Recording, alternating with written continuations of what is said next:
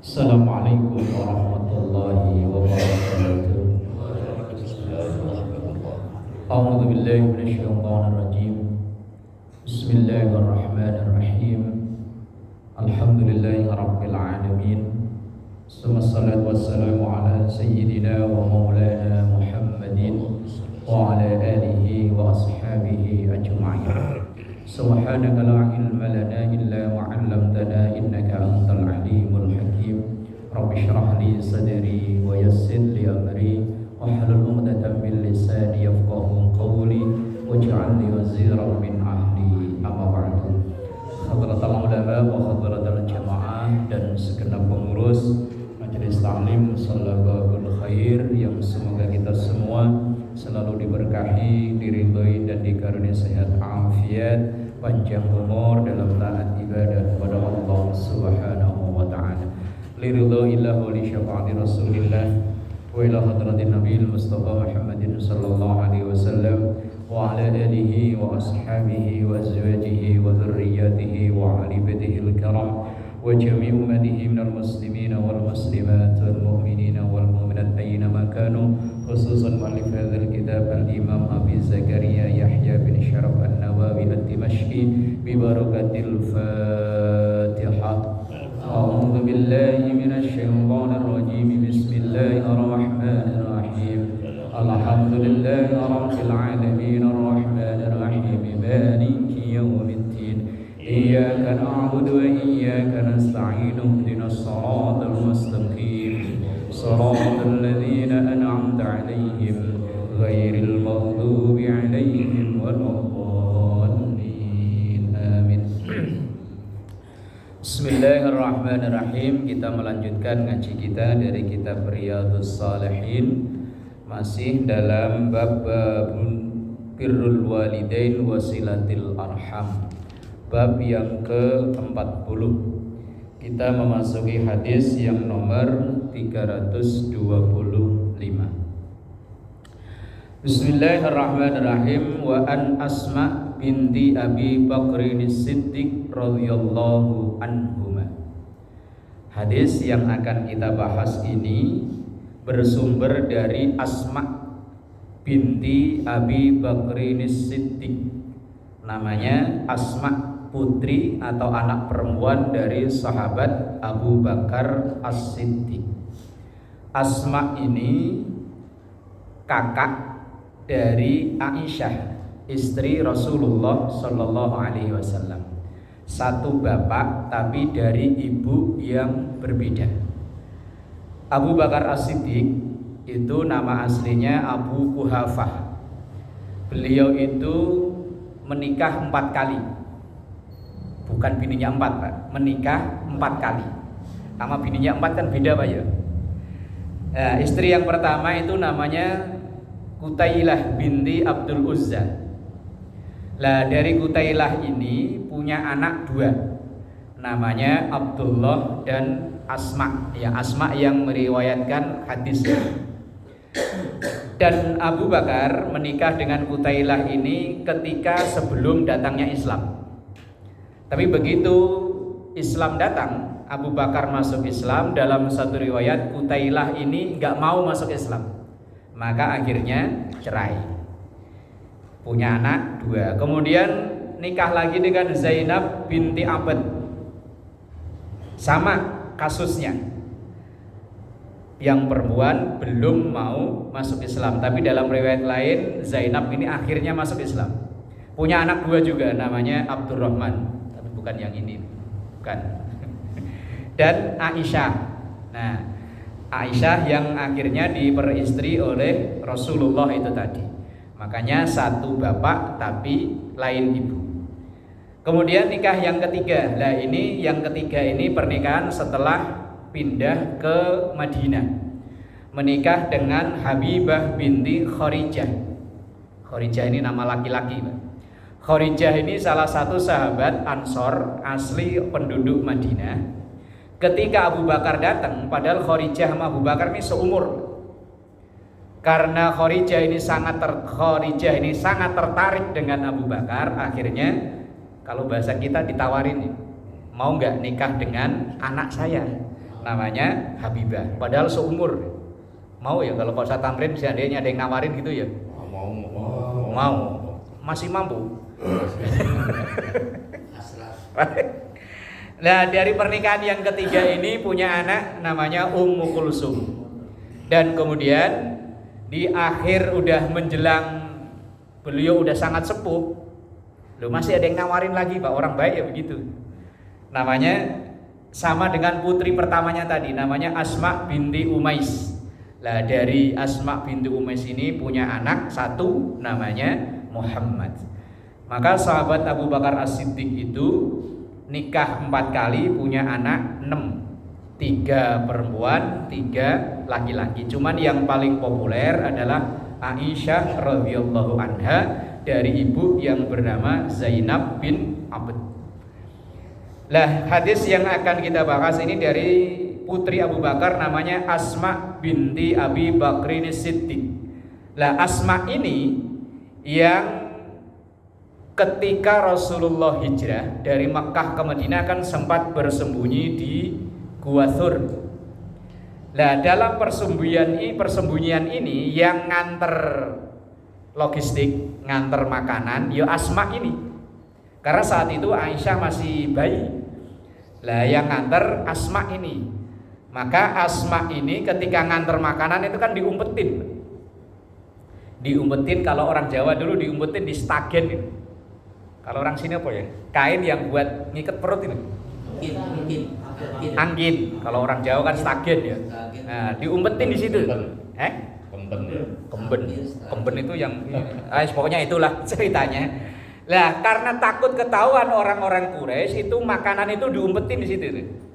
Lah terus pakai pakaian yang agak lebar. Maka Asma ini akhirnya terkenalnya namanya Zatun Nataqataini. Wanita yang punya 2 angin. Stagen kalau orang Jawa, kalau orang Sunda angin. Kalau orang sini apa? Enggak tahu. Gurita mah yang buat bayi. Lah pokoknya itulah. Karena ini Asma ini tadi itu angkinnya atau stagennya itu disobek jadi 2. Yang satu buat bungkus makanan, kemudian ditutup lagi loh. Pakai pakaian luar mungkin kayak gamis apa, kemudian diikat kembali. Nah, itu Asma binti Abu Bakar As-Siddiq. Salah seorang putri dari Abu Bakar yang meriwayatkan 58 hadis. Terbanyak tentu Aisyah radhiyallahu anha. Wa an Asma binti Abi Bakrin Siddiq radhiyallahu anhuma. Diriwayatkan dari Asma putri dari Abu Bakar radhiyallahu anhuma, semoga Allah meridhoi keduanya, yaitu Asma dan bapaknya Abu Bakar As-Siddiq. Qalat, ia bercerita, ini Asma bercerita. Qadimat alayya ummi, datang kepadaku ibuku. Ibunya Asma yang bernama Qutailah tadi loh, yang belum mau iman, yang belum mau masuk Islam. Wahia musyrikatun, dan dia masih dalam agama lama, masih dalam kemusyrikan. Fi ahdi Rasulillah sallallahu alaihi wasallam, di zaman Rasulullah sallallahu alaihi wasallam. Kemudian fastaftaitu Rasulullah sallallahu alaihi wasallam. Kemudian saya, kata Asma, meminta fatwa, meminta nasihat pada Rasulullah sallallahu alaihi wasallam. Ini ceritanya, ibunya tadi yang namanya Qutailah mendatangi Asma untuk meminta bantuan. Lah sebelum memberikan bantuan kepada ibunya yang berbeda agama itu, Asma meminta nasihat pada Rasulullah sallallahu alaihi wasallam. Kemudian dalam permintaan nasihatnya itu, qultu qadimat alayya ummi wa hiya raghibatun afa asilu ummi. Kalau bahasa kita begini, ya Rasul, ibuku yang masih dalam agama lama, belum masuk Islam, datang kepadaku untuk meminta bantuan. Lalu bagaimana sikap saya? Qala, maka Rasulullah menjawab, "Na'am, sili ummuki." Asma, walaupun ibumu berbeda agama, tetap itu adalah ibu. Kalau memang dia butuh bantuan, yo bantu. Jangan sampai memutus tali kekerabatan walaupun berbeda agama. Ini bentuk ajaran toleransi dalam Islam. Walaupun berbeda agama antara si ibu dan si anak, tapi masalah kemanusiaan, kesehari-harian, yo tetap tidak membeda-bedakan apa agamanya. Nah, ini ajaran buat kita kalau memang kita mau bantu, walaupun beda agamanya, kalau memang dia butuh bantuan, yo kita bantu. Mosok ketika misalnya kita di jalan ada orang jatuh, bro, kita tanya dulu, kamu Islam apa Kristen? Islam Pak, Islamnya NU apa Muhammadiyah? NU Pak, NU-nya P3 apa PKB? Ya keburu mate. Ya wis pokoknya nolong, nggak peduli entah agamanya apa, kalau memang itu dari sisi kemanusiaan, tolong. Ini ajaran Rasulullah Shallallahu Alaihi Wasallam. Makanya di Islam itu kan ada beberapa ibadah yang berkenaan dengan sosial kemasyarakatan. Misalnya kayak kurban. Walaupun ada sebagian ulama yang mengatakan bahwa kurban itu hanya untuk orang Islam, tapi sebagian yang lain kan mengatakan boleh diberikan ke non-muslim karena ini termasuk dari bagian ibadah sosial. Kalau zakat fitrah beda kasus, Pak. Makanya kita terkadang kalau misalnya di sekitaran tempat kita tinggal banyak yang non muslim dan ternyata ia dari sisi ekonomi patut untuk dibantu, maka cerdas-cerdasnya kita sebagai pengelola zakat. Kayak saya misalnya di perumahan saya itu yang non muslim banyak, hampir 40 kakak dalam satu RW. Nah itu ada beberapa yang memang pantas untuk dibantu. Maka saya kadang menyiasatinya. Kalau zakat kan biasanya kalau pakai uang 45 Pak ya, 45.000. Nah mereka zakat kan kadang bawa uang 50. Saya tanya, ini 50 minta kembali apa buat infak di sini? Ya infak Pak, ya udah. Lah dari 5.000 itu yang kemudian dikumpulkan setelah dikumpulkan ya dibagi sesuai dengan yang dibagikan ya. Kalau yang muslim, misalnya yang muslim kebagiannya 200, ya kita kasih 200, tapi dari hasil yang 5.000 itu tadi yang bukan zakat fitrah. Lah kemudian berasnya gimana? Kalau beras biasanya saya mensiasatinya, beras itu saya kasihkan ke seseorang, tapi yo kayak akal-akalan Pak aslinya. Pak, ini saya kasihkan ke Bapak, tapi tolong nanti ini buat Bapak, cuman yang ini buat si itu. Kayak ya akal-akalan Pak ya. Tapi kan ini sudah punya si bapak ini tadi, bukan zakat fitrah lagi, udah punya si bapak. Bapak itu kemudian memberikan bantuan ke yang non muslim itu.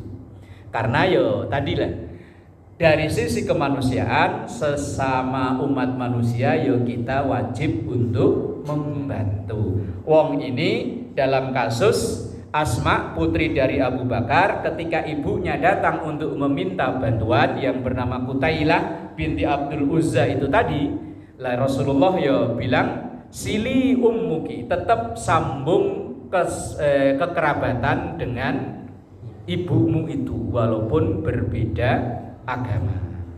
Lah kalau masalah mendoakan, kalau memang dia masih hidup silahkan didoakan.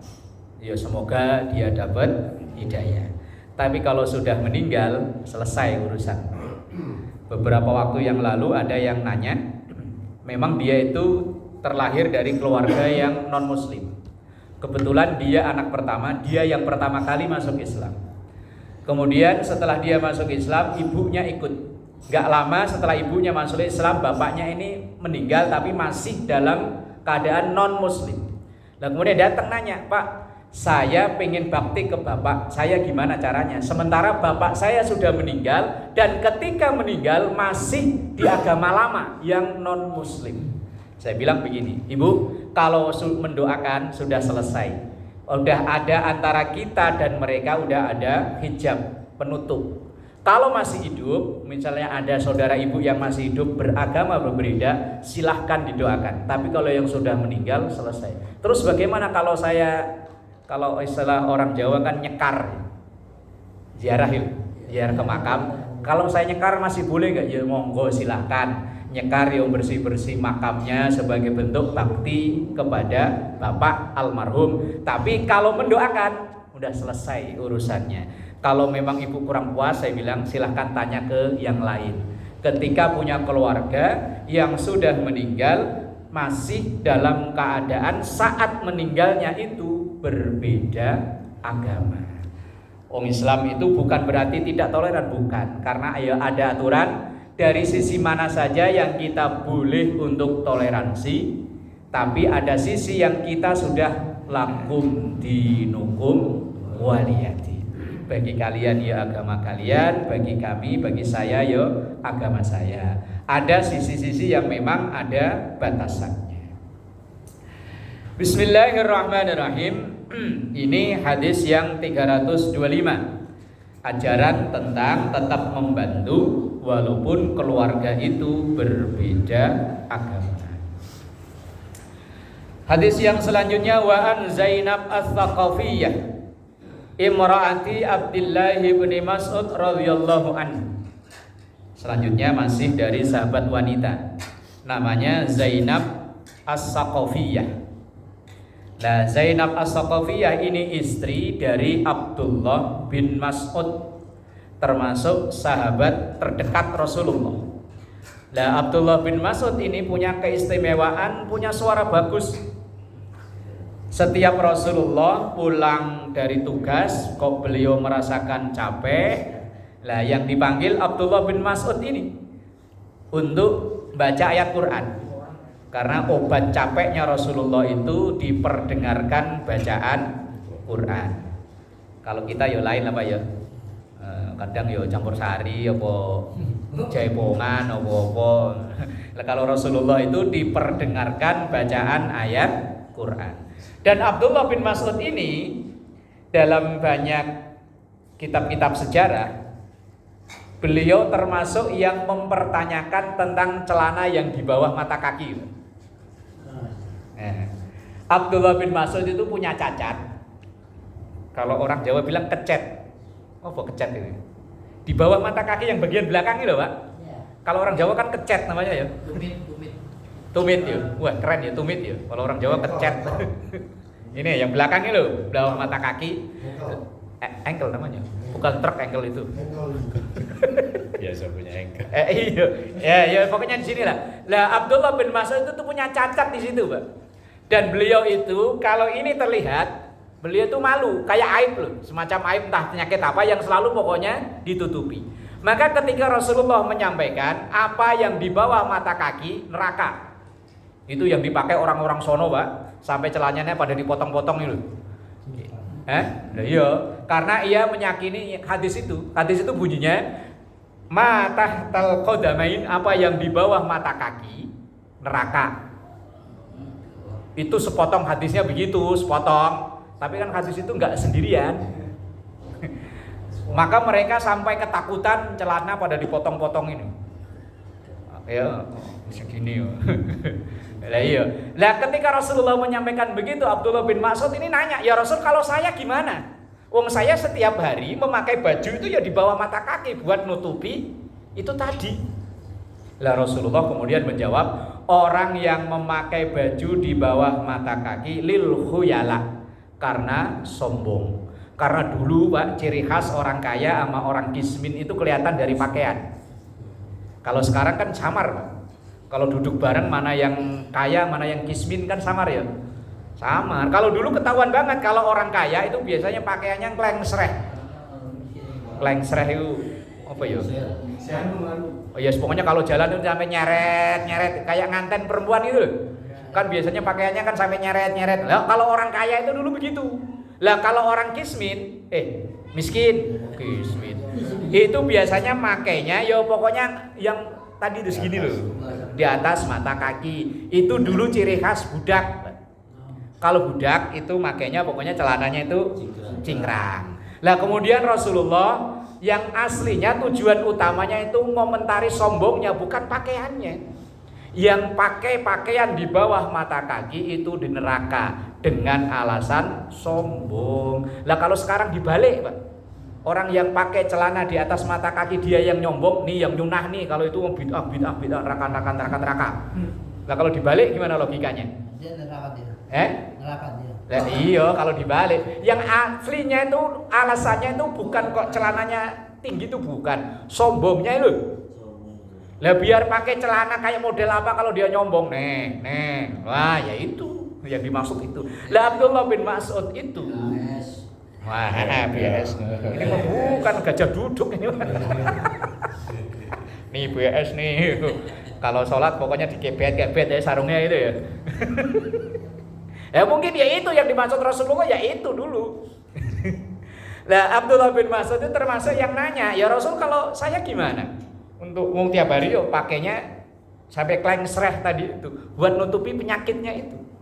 Lah Rasulullah jawab, tadi alasan sampai dikatakan itu di bawah mata kaki neraka itu karena sombong. Lah kamu alasannya apa? Ya alasannya nutupin ini, ya wis rapopo, biarin. Nah, sekarang pada ribut, Pak. Sampai-sampai Pak, ini saya pernah Pak mampir sholat asar di satu masjid. Kebetulan memang saya berdiri pas di belakang imam. Imamnya kan madep belakang. Lah saya kan pakai celana jin. Celana jin rata-rata itu kan ya di bawah mata kaki, Pak. Kata imamnya nih, Pak, mohon Pak, angkat celananya bukan digulung nyuruhnya Pak, diangkat. Ya, saya angkat begini Pak. Lah begitu takbir Allahu Akbar kan ya lepas lagi kan. Nyuruhnya dia ngangkat, masalahnya enggak bukan gulung. Saya wajib taat wong dia imam saya kok, Pak. Saya sholat asar dia nyuruh ngangkat, saya angkat, Pak. Saya angkat begini kan. Coba kalau tadi nyuruhnya gulung, ya saya gulung, Pak. Nyuruhnya enggak gulung kok. Di kebantenan gitu, Pak. Pas saya mau pulang mampir sholat asar. Ya karena itu tadi dia bilang pas pokoknya yang di bawah mata kaki neraka. Baru hadisnya sepotong Pak, belum dilanjutin. Ya wes, kadang kita ya diambil asal yang kita cocok, nggak perlu dilanjutin Pak ya. Ngamalin ayat aja kadang jadi potong kok ya. Asal masna wa sulasa wa ruba. Kawinlah 2, 3 atau 4. Padahal ayat itu kan masih panjang lanjutannya Pak. Fa in khiftum alla ta'dilu fawahida. Kalau memang nggak mampu, 1 nggak dilanjutin, cuman 2, 3, 4. Padahal ayat itu ada lanjutannya. Nah, sama, makanya ngaji Quran, ngaji hadis yo jangan sepotong-potong, bahaya nanti. Nah, Zainab bin As-Saqafiyah, putri atau istri dari Abdullah bin Mas'ud. Qalat, ia bercerita. Zainab ini bercerita, qala Rasulullah sallallahu alaihi wasallam, bahwa Zainab ini mendengar Rasulullah bersabda, tasaddaqna ya ma'syarun nisa walau min halikunna. Sabda Rasulullah kepada sahabat-sahabat wanita, tasaddaqna, bersedekahlah kalian wahai para wanita. Ya ma'syarun nisa, wahai para wanita. Walau min halikunna, walaupun dengan apapun yang kalian punya.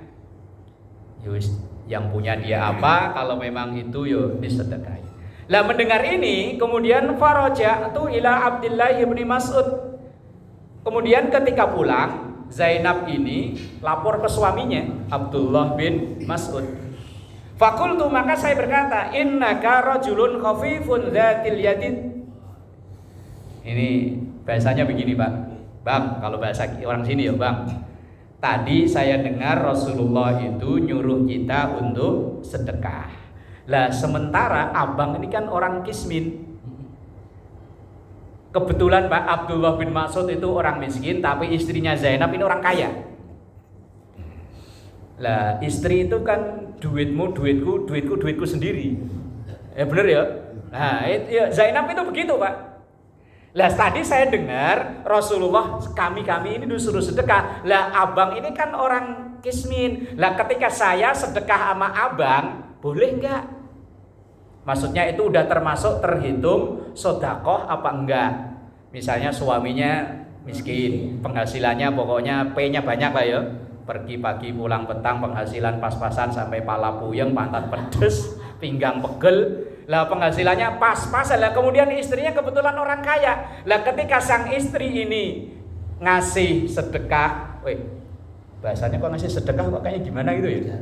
Yes, pokoknya ngasih ke suami, apakah itu termasuk sedekah? Pertanyaannya dari Zainab itu begitu.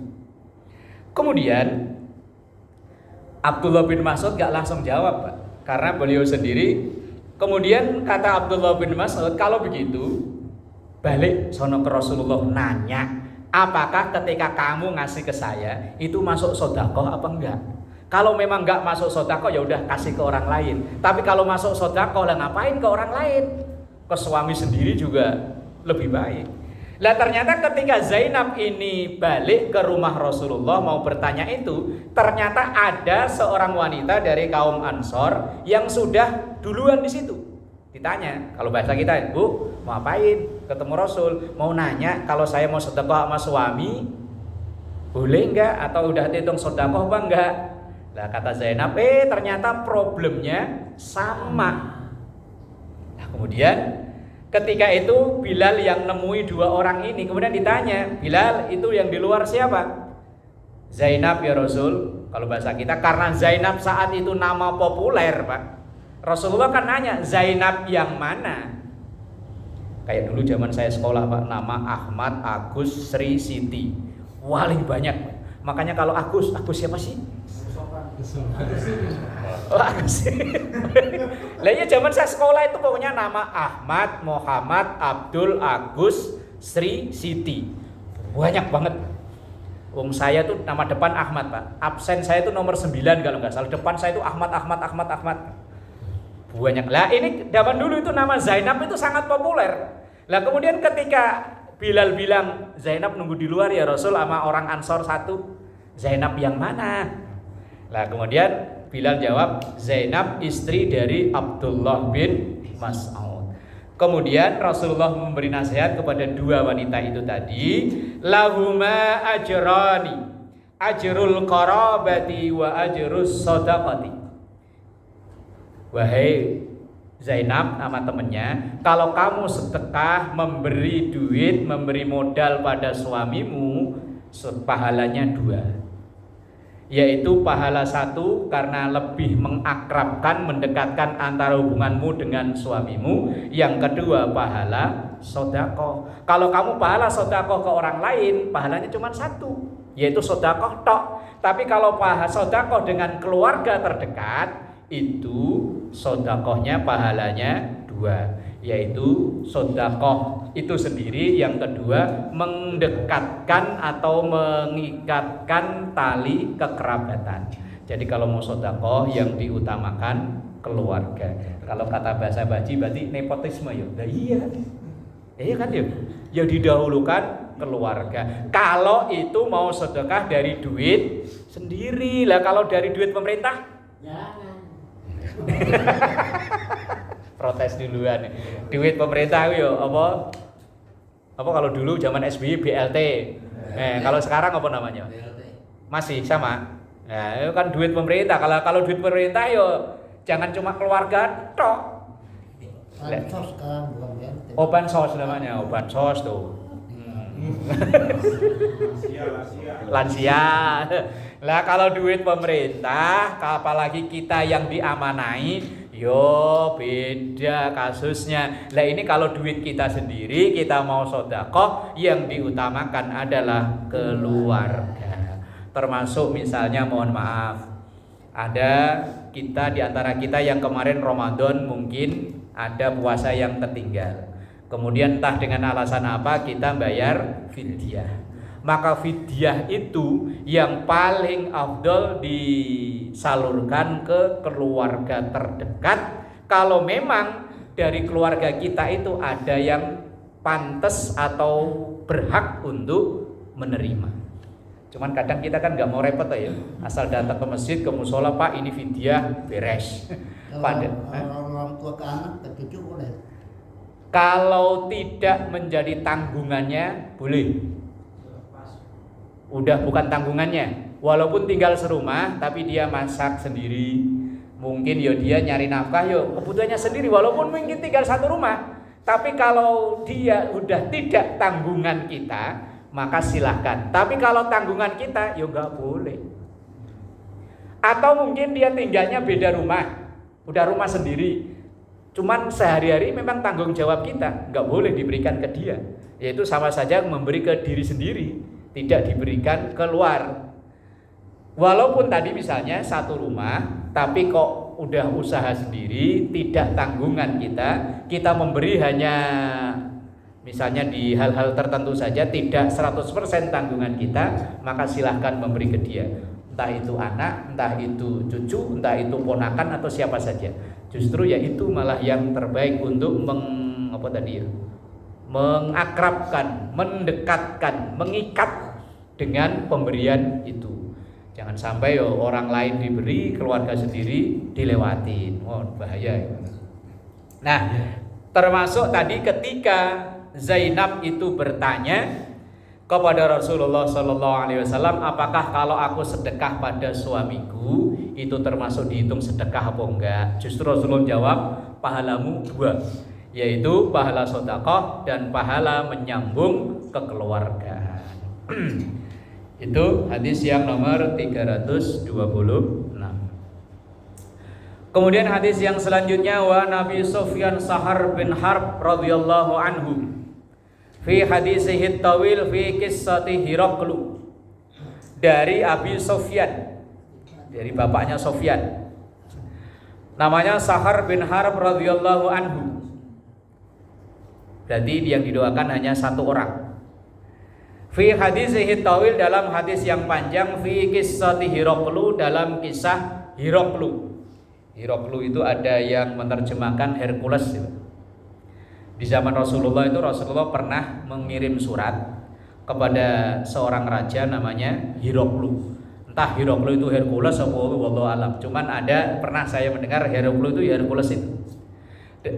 Kalau nggak salah ini ada dalam kitab Tajridus Sharih, cerita tentang hadis yang cukup panjang. Rasulullah kirim surat ke Raja Hiraqlu itu. Lah yang ngantar surat itu namanya Abu Sufyan. Nah ketika ngantar surat itu kan dia ngobrol gini ya Pak. Anna Hiraqla qala li Abi Sufyan, kemudian Hiraqlu itu bertanya ke Abu Sufyan, famadza ya'murukum bihi. Kalau bahasa kita begini, Abu Sufyan, nabimu itu ajarannya apa? Apa yang diperintahkan ke kamu? Yani an-Nabiy sallallahu alaihi wasallam, yaitu apa yang diajarkan oleh nabimu.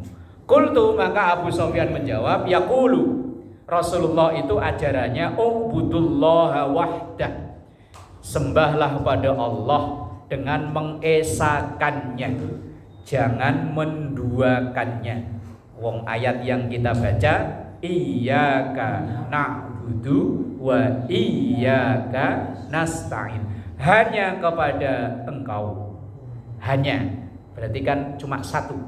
Na'budu, kami nyembah, wa iyyaka, dan hanya kepada engkau, nasta'in, kami minta pertolongan. Kadang ya na'budunya memang pada Allah, cuman kadang nasta'innya itu asal usahanya seret, nanya-nanya, kok kamu lancar, kok saya seret, datang ke sono, ke Gunung Kemukus, ke Gunung Kemukus apa ke Gunung Kawi apa kemana kek? Nyari tuyul second. Ada aja usulannya Pak Kiai ini, tuyul second segala. Emang ada yang jualan di sini? Oh dia jualan, pantesan. Ubudullaha wahdah wa la tusyriku bihi syai'a, dan jangan menyekutukannya dengan apapun. Syirik, karena syirik ini innallaha la yaghfiru ayyushraka bihi wa yaghfiru ma duna dzalika liman yasha. Segala dosa diampuni oleh Allah kecuali syirik. Lah syirik itu kan ada dua kelas. Ada namanya khafi, bukan kopi, khafi. Pakai kho. Nah, kalau itu kan kopi, bukan. Khafi itu syirik yang tersamar, yang remeng-remeng, yang kadang secara nggak sengaja, nggak sadar sering kita melakukan itu. Misalnya begini Pak, contohnya ada satu kerjaan, ada satu kegiatan apalah, begitu selesai sukses kemudian kita ngomong begini, itu acara kalau nggak ada saya bubar itu, saya itu yang beresin. Seakan-akan dia yang menentukan kesuksesan acara itu, yaitu seakan-akan menafikan Allah. Itu bagian daripada syirik khafi, syirik yang samar. Lah yang kedua ada namanya syirik jali. Bukan Bang Jali ya. Jali itu artinya jelas. Lah kalau ini insya Allah enggak lah ya.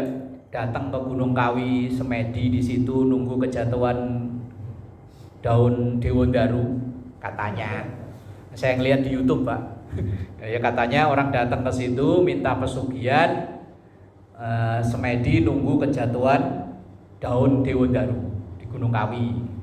Kalau enggak ke Gunung Kemukus malah lebih serem Pak. Syaratnya harus berhubungan badan dengan orang lain. Tertarik?